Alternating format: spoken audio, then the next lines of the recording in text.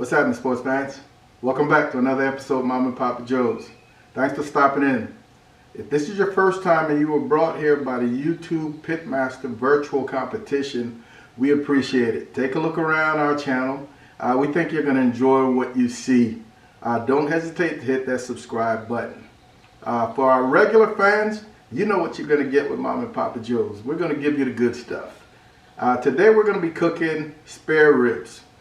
That's the meat that we were given in this competition. We're not going to do a whole lot of talking. We're going to get straight to cooking. Let's go. The 2 racks I'm going to cook today are already prepped and ready to go. But I just thought I'd quickly show you what I look for in ribs and how I prep them. I've already got a couple of rib prep videos out there. I'm going to put them in the description, the link in the description. And I will just give you a quick look at how I prep ribs. But what I'm looking for in a rack of ribs, I really prefer to buy full-size racks and then trim them down myself, St. Louis. And what I look for is this type of marbling, that white mixed into that beautiful pink fat. This is an absolutely perfect, nice rack of ribs. Not too much fat across the top. This little bit of fat I'm going to knock off. Take off a bone here, probably take off 2 bones on this end. But I love a rack of ribs that's got that even thickness from end to end, as you can see on this one. So this is a pretty nice rack of ribs. So let's get moving.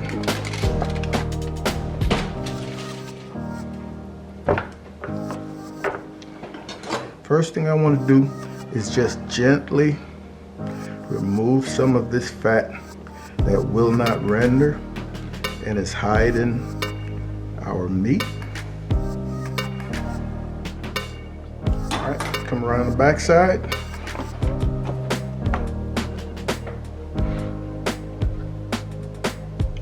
This skirt is usually pretty lean and does not cook up very well. You can save it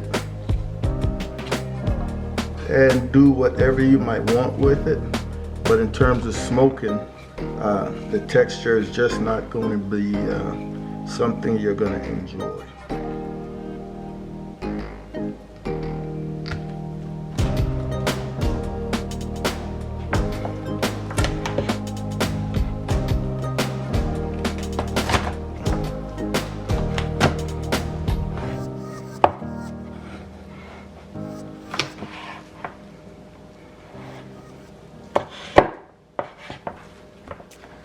Last thing we're going to look at doing is to remove the membrane. Simply grab one of the corners, lift up. 2 membranes there. One of them is clearly visible and thicker than the second one, not so clearly visible, much thinner. But that's the one that holds your bones together once you remove this one. And sometimes down and dirty prep. So once again, if you're looking for more detailed prep, I'll put the link in the description. Let's get these 2 racks seasoned. These are also Smithfield ribs. Absolutely beautiful. They're about 5.5 to 5 3/4 inches wide. Prepped these a little while ago.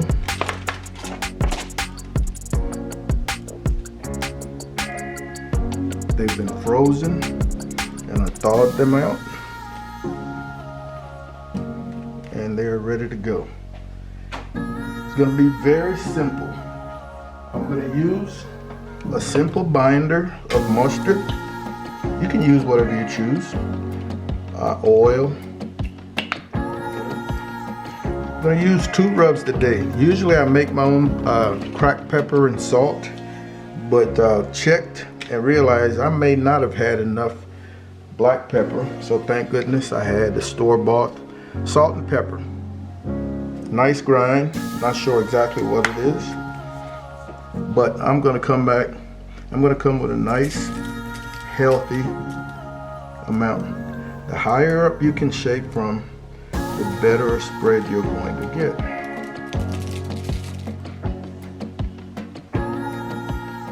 And then my second and final layer is going to be Boar's Night double garlic butter.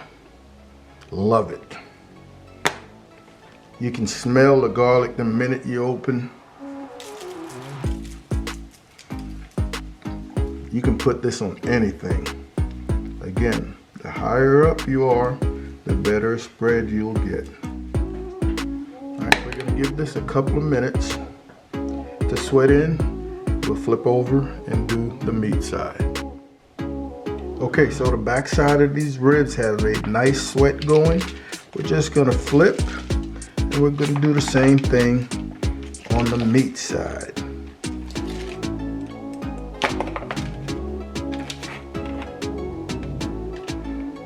Iron out any fingerprints you might have put in. Come back with our mustard slather binder, cracked black pepper and salt. The bark that this is going to give us is going to be awesome. Boar's Night double garlic butter. I'm going for a very savory rub today. What we're going to do now is to let this sweat in for 20 minutes, 30 minutes while we go get this pit preheated. Today we're going to be cooking on my 22-inch WSM, Weber Smoky Mountain, using cowboy lump along with some pecan chunks. Cowboy lump come in nice large chunks, man, no crumbs. And that pecan is nice and clean. Let's get this lit.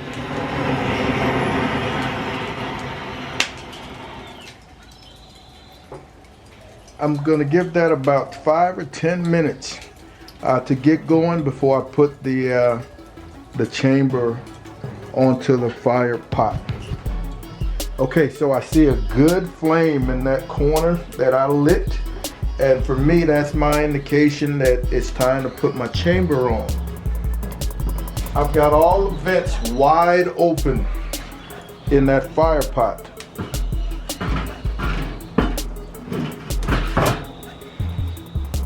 I am going to allow this to climb up in the neighborhood of 250 degrees. Once it hits around 250, 245, 250, I'm going to start closing those vents down to slow down the heating.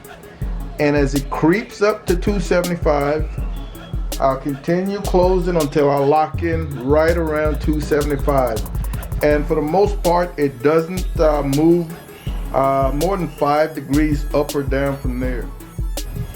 All right, so our pit is up to temperature. We are rocking at 275. We're gonna drop these babies on. Push the ends in, tighten them up just a little bit.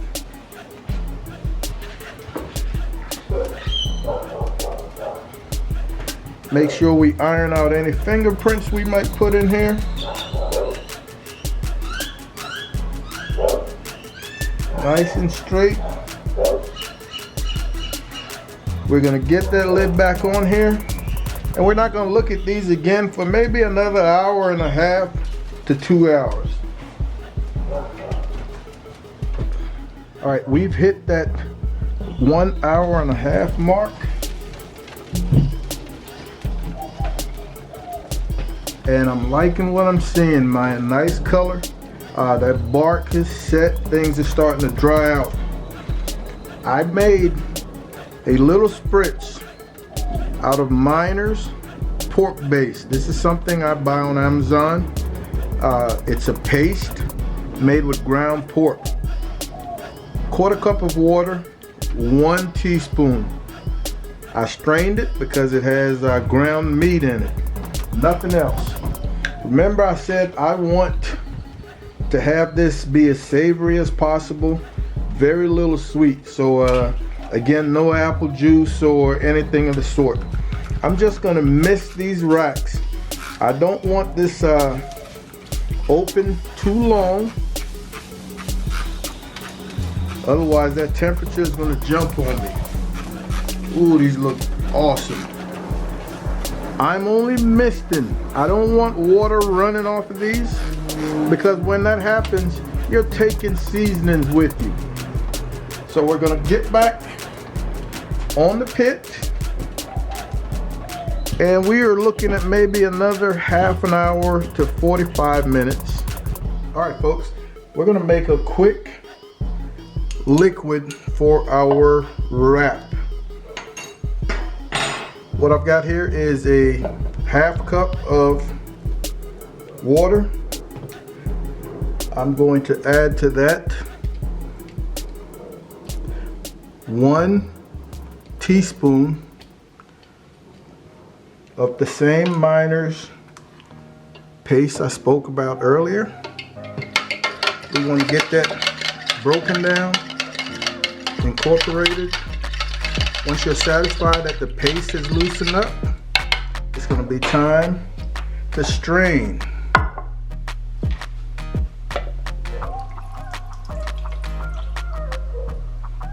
And you can see the ground meat that I spoke of as well in our strainer. We're now going to add 2 tablespoons of tiger sauce. This is an Asian tasting sauce. Lots of chunks of peppers and seeds. Really looks good on top of ribs. I love it. It's going to be a great complement. It's got some sweet heat, which will be balanced by this slightly salty Miner's pork stock. This will be piping hot when we pour it into our foil wrap. You don't want anything in your wrap that's going to slow down or bring your cooking to a temporary halt. All right, we are at that 2 hour and about 10 to 15 minute mark, and these are ready to be wrapped. Man, that bark is set. They feel great. The color is absolutely beautiful. So let's get these inside and get them wrapped. Man, tell me these are not absolutely beautiful. Let's wrap them.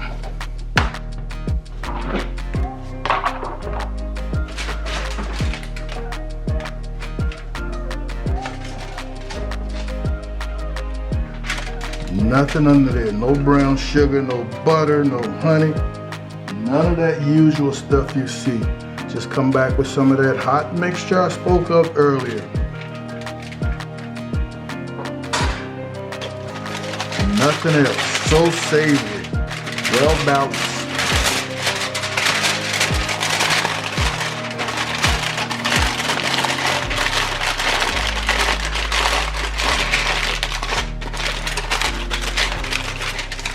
You want to wrap tightly, reduce room for steaming. We want to braise, not steam. All right, let's get these back on the pit. Ooh, hot, hot. All right, so we will begin checking these in about another hour, 15 minutes to an hour and a half. All right, here we are at an hour and a half wrap. Time for that first check of these ribs. I don't tempt ribs or anything. I check for tenderness, and these ribs, these ribs are exactly where I want them to be. Oh my goodness. When it feels like I'm able to poke through that rib with a nice gentle finger poke, that is what I consider done. And that absolutely felt beautiful. And I don't know how well you can see it, man, but that bark is still there. And to me, this is one of the benefits of wrapping bone up, bone down. Oh yeah. Now, if you are a fan of fall off the bone ribs, you could probably let these go another 15 or 20 minutes. But I am more a fan of that bite through as opposed to fall off the bone rib. All right, let me get a tray. I'm set up to finish these ribs. And the way I do that, remember I said I'm gonna keep one dry and the other one sauced. I like to use that liquid that is built up. I'm gonna give it a taste. Oh, make sure it's tasty. And if it is, I am gonna spoon it over these ribs. Oh, that is so savory. Spoon it over these ribs.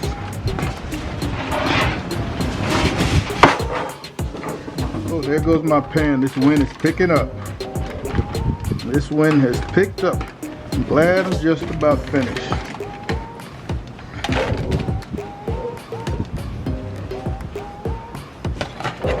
We're gonna come back.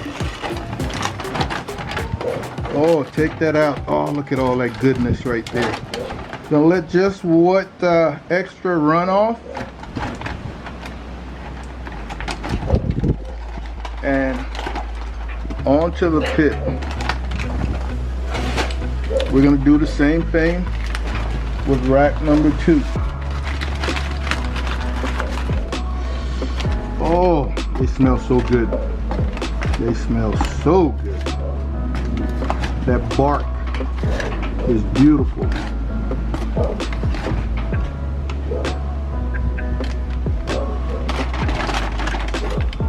Again, let some run off.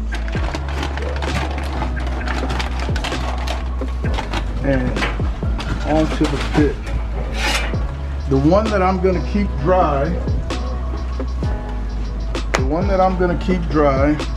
I'm going to add little of my Boar's Night Out. And the other one, I'm gonna let dry before I put this glaze on it. I'll give this probably another 7 to 10 minutes to dry out. All right, I'm gonna put together a very quick glaze consisting of some Head Country apple habanero. I'm gonna go 1 part Head Country apple habanero,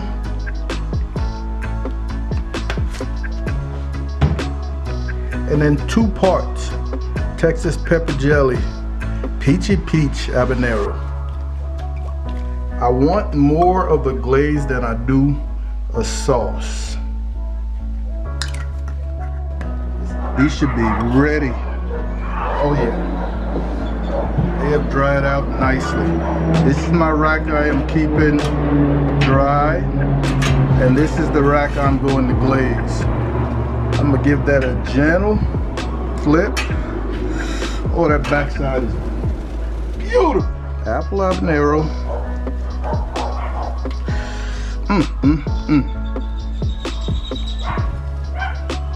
This is money. This is absolutely beautiful. I'm gonna give that a nice flip. I've got my wool gloves underneath. Excellent. We didn't disturb that bark any. I'm gonna come back here. Oh, look at that bark, not moving. This is what I'm talking about. All that pretty shine.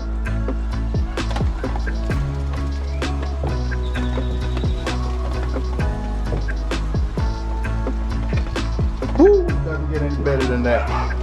That is beautiful. We're gonna give that another 7-8 minutes or so. And we're gonna call it good. All right, it's been about 8 good minutes. Oh my goodness. Don't break on me. Nope. She is good to go. These are absolutely beautiful. Man. All right, let's get some slicing in and see what we got going on here.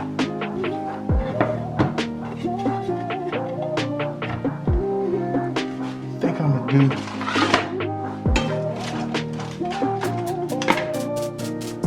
the dry rib first.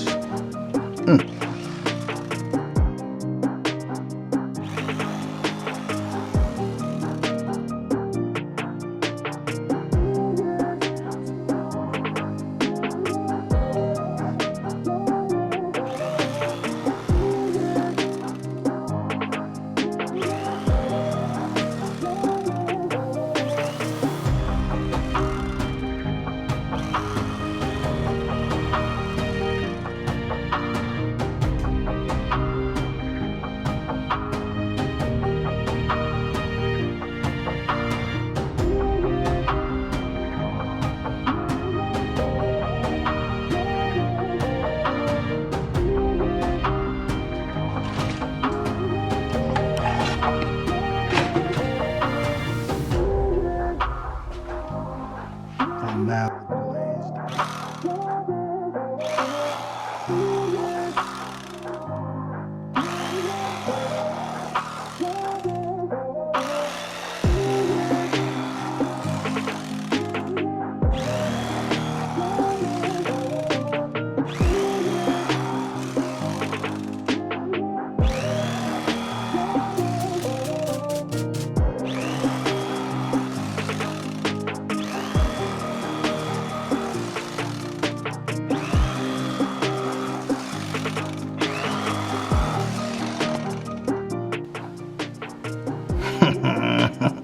Beautiful smoke ring. Oh.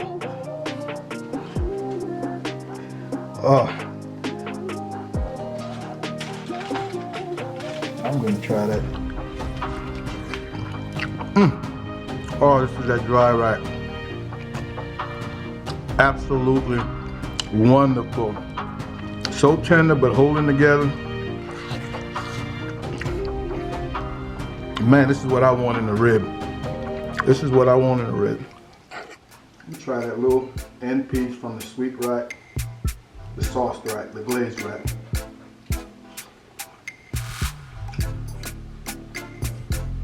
Man, that glaze is very complimentary.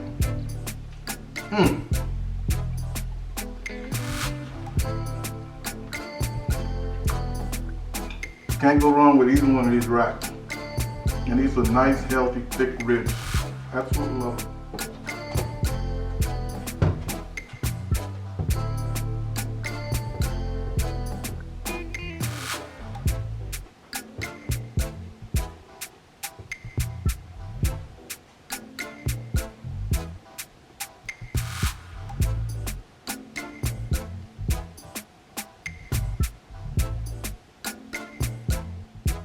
So there you have it, ladies and gentlemen. Another awesome cook by Mama and Papa Joe's. I really love how this turned out. The flavor that these ribs have with that Boar's Night double garlic butter and some black pepper salt. That glazed one is especially tasty. But as usual, my favorite is always the simple salt and pepper along with that double garlic butter. No glaze. Absolutely delicious. We want to thank you guys for stopping by. And like I said up front, if this was your first time, I know you're going to want to hit that subscribe button. Please do so. Tell a friend. Ring that bell. Make sure you get notified of our weekly videos. Be on the lookout for our next video coming up shortly. I want to wish everybody all the best and be safe. And I will see you when I see you. Take care.